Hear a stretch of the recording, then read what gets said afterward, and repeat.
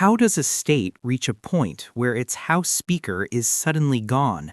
Billions of public dollars are under federal scrutiny, and within hours, millions of people are convinced the two must be connected. That question doesn't come from a courtroom. It doesn't come from investigators. It comes from the public, angry, suspicious, and no longer willing to wait. Because when something this big happens, people don't ask if there's more to the story. They assume there is. And that assumption is where this true crime story truly begins. Minnesota did not just lose a political leader, it lost a sense of stability.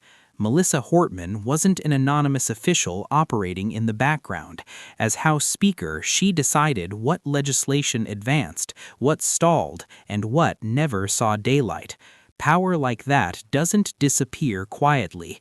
So when news of her death broke, the shock was immediate, but the silence afterward was what unsettled people most.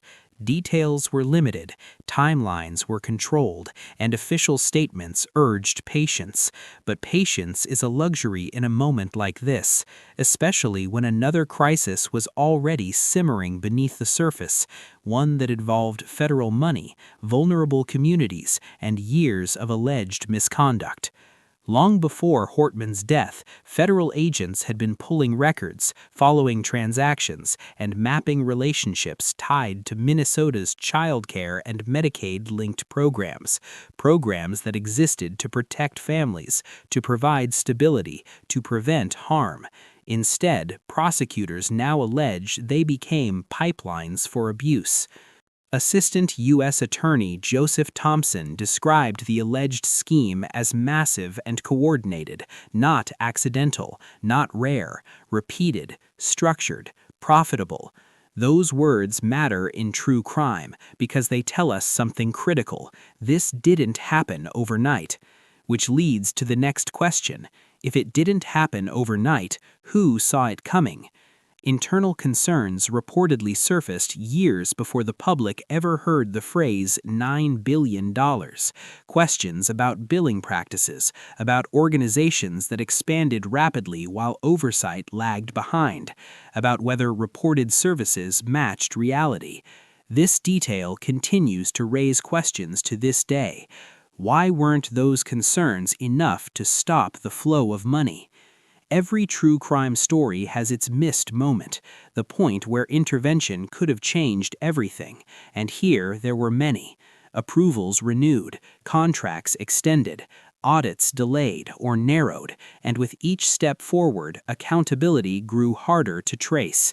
Then Hortman died, and suddenly two separate stories, one about power, one about money, were forced into the same frame. Online speculation didn't creep in, it arrived fully formed. A single post suggested her death was connected to the fraud case. No proof, no documents, just implication. But implication carries power. The post came from Sarah Foster, a public figure whose voice travels far beyond political circles. And once it was out there, the theory took on a life of its own. Videos repeated it, threads expanded it, commentary treated it as an open secret. This is where perspectives begin to split. Some viewers felt validated. They believed this confirmed what they already suspected about politics and corruption. Others felt alarmed, not because they trusted institutions blindly, but because they recognized the danger of certainty without evidence. Julia Coleman, a Republican senator, stepped in at that precise moment. She didn't soften her words. She said she never agreed with Melissa Hortman, not once, and then she begged people to stop. That word, begged, belongs in true crime because it signals urgency. It signals that something has already gone wrong. Why would a political opponent feel compelled to intervene unless the narrative was spinning out of control? The fraud case itself was already combustible. Out of 92 defendants charged so far, 82 are Somali Americans. That statistic quickly became a political weapon. Prominent figures claimed Minnesota had become a center of fraudulent activity, framing entire communities as complicit. But court documents don't speak in generalities. They speak in invoices, wire transfers, email chains, repeated patterns.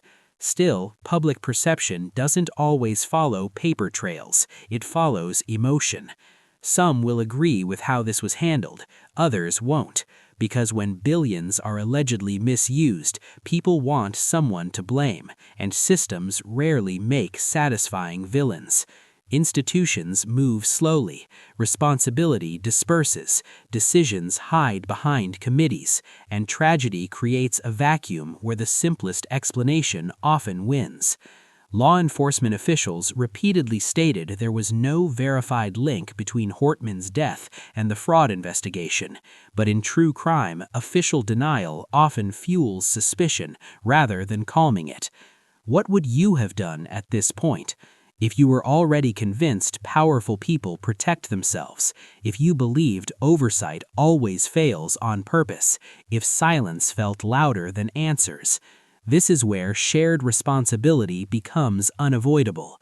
Influencers shape belief, platforms reward outrage, audiences reward certainty, and the line between asking questions and spreading conclusions becomes dangerously thin.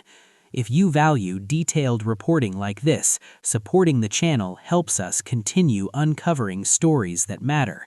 Viewers who stay with us often catch details others miss. Behind the scenes, investigators kept working. More documents surfaced, more financial links were mapped, more pressure landed on agencies now forced to explain how such an alleged operation could function for years unnoticed. But even as the case grew stronger in court, the public narrative drifted further away from verified facts. For ongoing coverage and updates as this unfolds, staying connected makes a difference. Because the most unsettling part of this story isn't what's already known, it's what still hasn't been fully explained. Why oversight failed repeatedly, why early warnings didn't stop the flow, why tragedy became evidence in the court of public opinion before investigators ever weighed in. True crime isn't just about who broke the law, it's about how many chances there were to stop it, and how easily those chances slipped past unnoticed. And as filings continue, as rhetoric sharpens, and as emotions stay raw, this story keeps pulling forward, refusing to settle into a clean narrative. Because in Minnesota right now, the gap between belief and proof is still wide open, and inside that gap, the consequences are still unfolding.